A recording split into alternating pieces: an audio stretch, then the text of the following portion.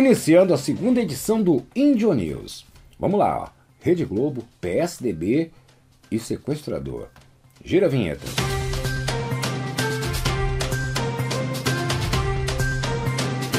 Pois é, pessoal, vamos falar agora da Rede Globo. Dois fatos envolvendo a Rede Globo.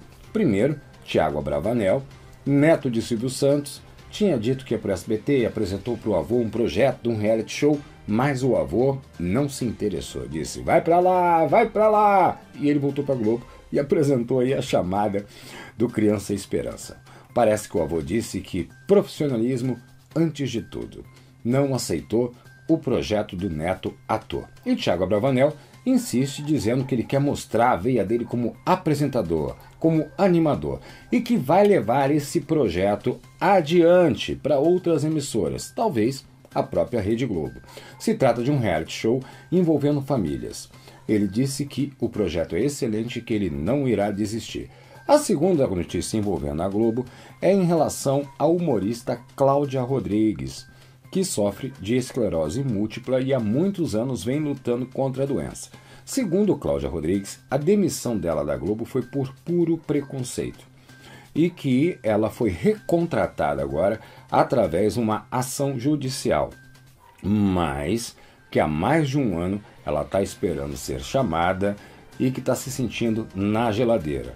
Ela estreou uma peça de teatro recentemente, voltou aos palcos e brincou dizendo o seguinte, que é esclerose múltipla porque é de rico. Se fosse de pobre seria esclerose única. Enfim, essa foi a citação de Cláudia Rodrigues.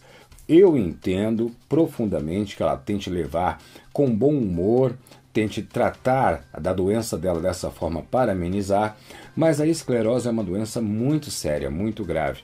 Nós não devemos fazer piadas com nenhum tipo de necessidade especial ou de doença. Essa é a minha opinião, mas estou aqui na torcida para que Cláudia Rodrigues volte para as telas e possa exercer a sua profissão, mesmo eu nunca tendo sido um fã de seu trabalho. Porém, a respeito como profissional. Tá bom? Deixar isso bem claro. Não é porque eu não sou fã que eu vou torcer contra. Todos têm direito, lugar ao sol. Vamos agora para a próxima notícia. Gira a vinheta.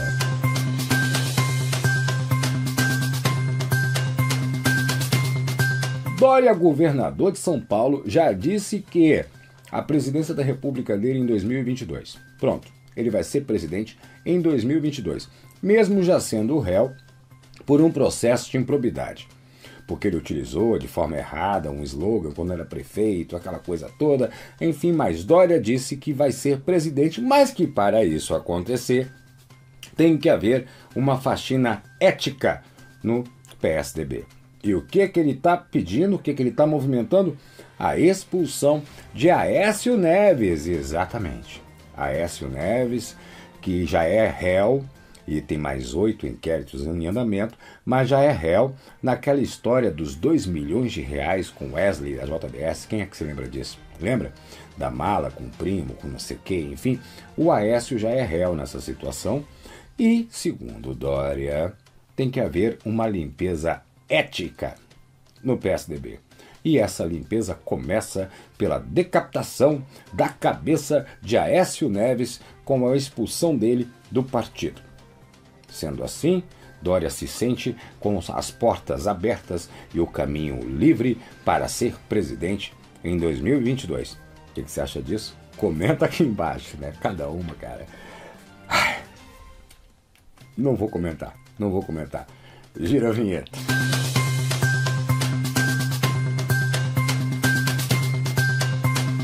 Neto de Mussum, Pedro Roldan, que está bombando no espetáculo no Teatro Net Rio, em Copacabana, no Rio de Janeiro.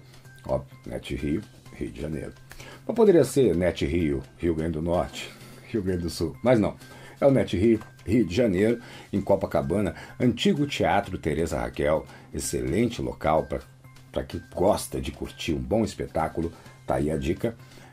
Tá lá o Pedro, neto de Mussum, que nasceu 2 anos após a morte do avô, tem feito muito sucesso, um trabalho excelente como ator e cantor também. Tá na veia, né? Mussum veio dos originais do samba, saudoso Mussum, que deixou saudade para quem pôde ver, da minha geração, e para quem está conhecendo depois, fica imaginando o quanto é legal.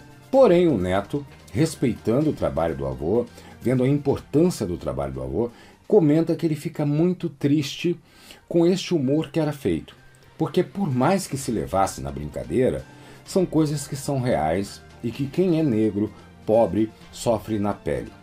Ele comenta que hoje, por mais esclarecida que as pessoas sejam, seria impossível ser feito tal tipo de humor pelo debate que isso abriria, pela quantidade de pessoas que se sentiriam ofendidas.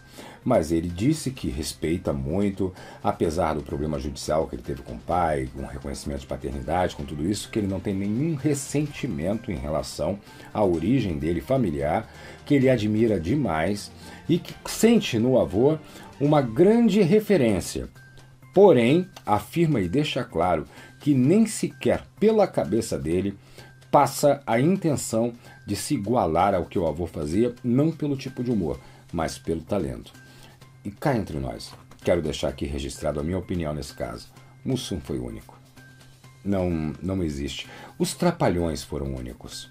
Todos os personagens foram únicos. Nós podemos ter hoje imitadores, excelentes humoristas e atores que tentem dar vida aos personagens que eles faziam, mas eles foram únicos, era um momento, era uma época, era todo um contexto que aquilo fazia ter um sentido especial. Eu me considero privilegiado, na minha faixa etária, de ter participado disso, ter visto isso. Ou da poltrona, ou piscite.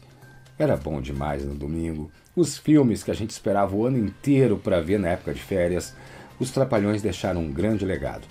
E eu deixo aqui registrado que eu sou fã eterno do Mussum, seja o humor politicamente correto ou não. Para mim, transcende essa questão. Vamos para a próxima agora. Vamos falar agora de Washington Oliveto, um dos maiores publicitários do Brasil, quiçá do mundo. Gira a vinheta.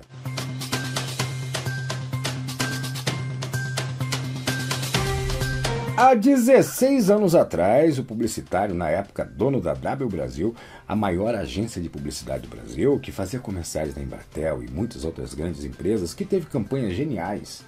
O Washington Oliveto foi o cara que fez a campanha do primeiro Valizer, né, o primeiro sutiã, a gente nunca esquece, que foi sucesso, que hoje é meme, que está no imaginário de todas as pessoas e que foi referência e ainda é referência para quem entra no mercado da publicidade ou para quem estuda publicidade. O Washington Oliveto, há 16 anos atrás, foi sequestrado. Na época, foi descoberto quem sequestrou, foram presos sequestradores, enfim, ele foi resgatado. Ótimo, passa bem, está até hoje aí, continuou seu trabalho maravilhoso. Porém, um dos sequestradores é um ex-guerrilheiro chileno. Esse cara foi preso, condenado e etc. Só que esse cara está comendo a nossa comida, bebendo a nossa água e ocupando nosso espaço aqui no Brasil há 16 anos. Finalmente, ele foi extraditado de volta para o Chile. Na minha opinião, tá? Deixar bem claro, que é a minha opinião. Eu acho que extradição tinha que ser uma coisa imediata e automática. No caso de condenação. O cara foi preso e condenado, tchau. A gente não tem que ficar bancando criminoso dos outros. A gente não tem que ficar dando comida, medicamento, assistência, tendo despesa. Mas o crime foi cometido aqui. Não interessa. É criminoso de outra nacionalidade. A lei lá é menos pesada, a lei é mais amena. Acho difícil. Comparado ao Brasil, acho difícil. Mas mesmo que seja, não faz o mínimo sentido a gente ficar sustentando o cara aqui no Brasil. Então, mais um extraditado. O cara foi para lá finalmente, agora que as autoridades chilenas, o Estado chileno, cuide de seu filho criminoso. E aqui no Brasil a gente tente lidar com os nossos, que já a gente não está conseguindo. Não é verdade? Aquele recadinho final que eu vou deixar para você depois da vinheta.